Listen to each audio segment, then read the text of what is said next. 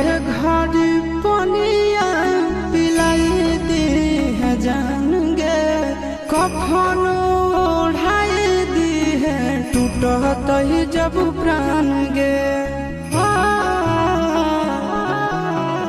मोरे घर पनिया पिलाई दी है जान गे, कफन ओढ़ाई दी है टूटत ही जब प्राण गे।